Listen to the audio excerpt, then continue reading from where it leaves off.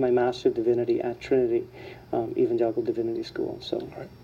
And that was a pivotal thing, because when I left the Bahamas to go to school, to train for the ministry, my intention was to return to the tradition I had grown up in.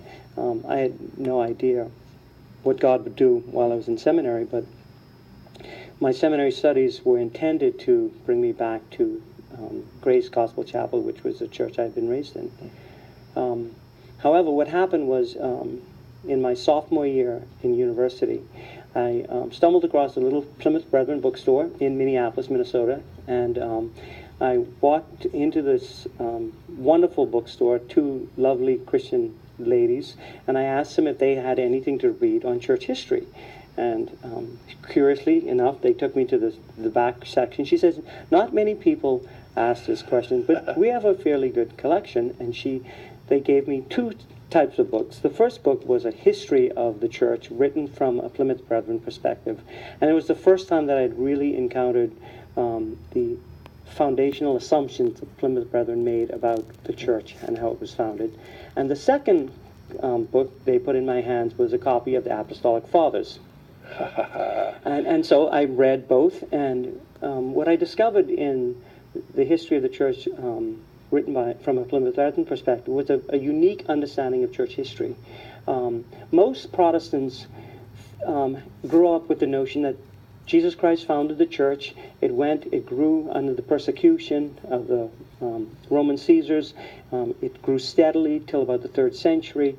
Then when the church came into its own and was publicly allowed to exist, it became corrupt, and thus the demise of the church. Well, John Nelson Darby was a Class A scholar in church history, and he understood something about the problem of that scenario. The problem is, by the time you get to the 3rd century, if the church has become corrupt, what has actually become corrupt is something that is thoroughly Catholic in its frame. You have bishops, priests, deacons, you have the Mass, everything we know. Yep. You have vestments, everything is in place. So Darby's one of his fundamental dogmas or doctrines was a doctrine called the Church in Ruins. And what this doctrine taught was that within the lifetime of the apostles, the church had already collapsed. That there was no second generation per se, that all that was left of the church was God's little flock. And so there were no apostolic delegates, so there would be no one to be called bishop.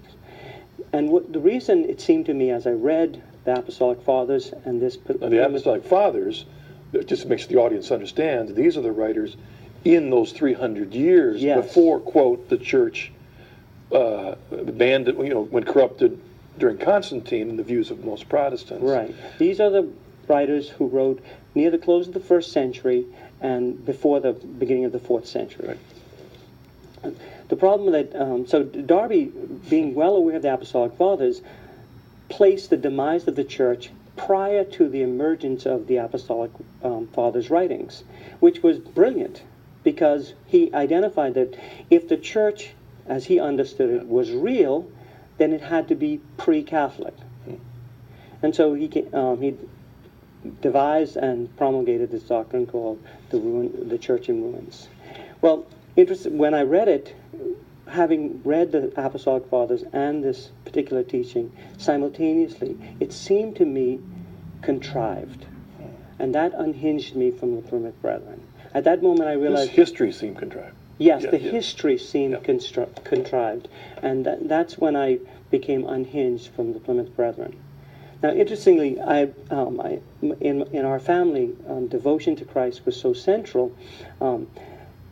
When I became unhinged from the Plymouth Brethren, I was like, well, what do you do? And so thus began a quest to understand exactly what the early church was like. And that was in the early 1980s. It would be the year 2000 before we entered the church. So it was a long But that was kind of that was kind of what opened the door. That's what opened the door. Would you say, before we move on to that second part of your journey then, my guess is that many in the audience are not familiar with the Plymouth Brethren. They've seen them around, seen their churches, but maybe just presume they're like any other evangelical church. And this is really a core doctrine that you just mentioned that underlies many of their beliefs. Therefore, almost anything Catholic can be seen as an addition. All right. What are some other characteristics that are unique? I know one, the rapture idea came out of the Plymouth Yes. Brethren, right?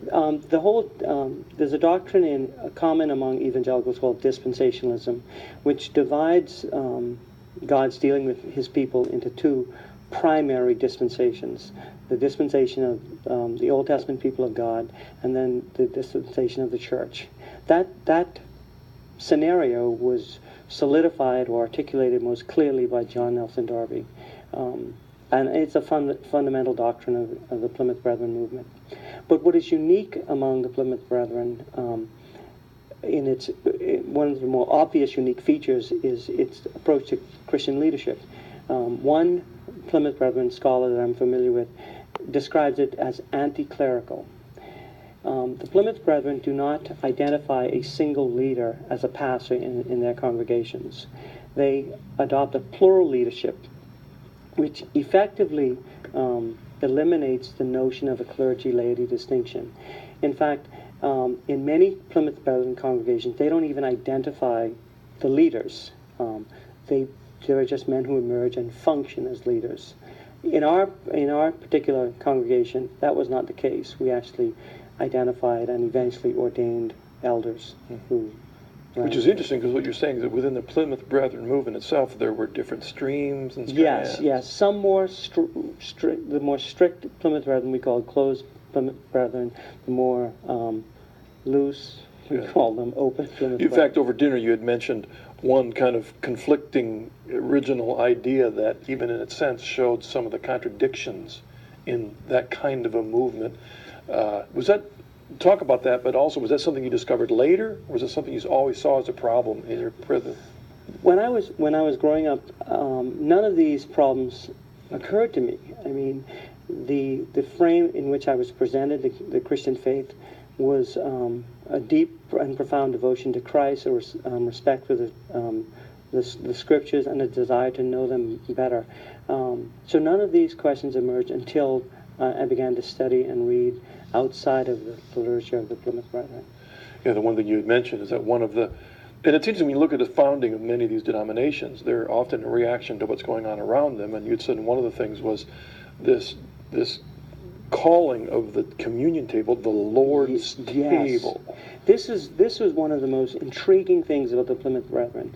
When John Darby and the key founding leaders established what would become the Plymouth Brethren movement, what drew them together was this personal conflict. What they saw around England and Ireland were groups of devout Christians who would not share the communion table.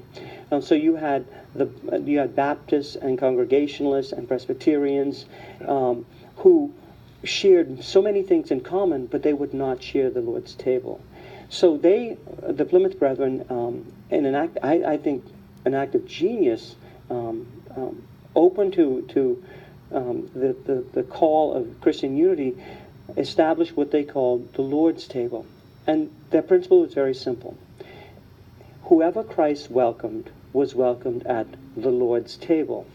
And so they began meeting, not as a denomination, not as a congregation, in fact, but just as men who recognized in each other fellow believers in Jesus Christ. And they would gather, Congregationalists, Presbyterians, and other evangelicals, to celebrate communion at the Lord's table.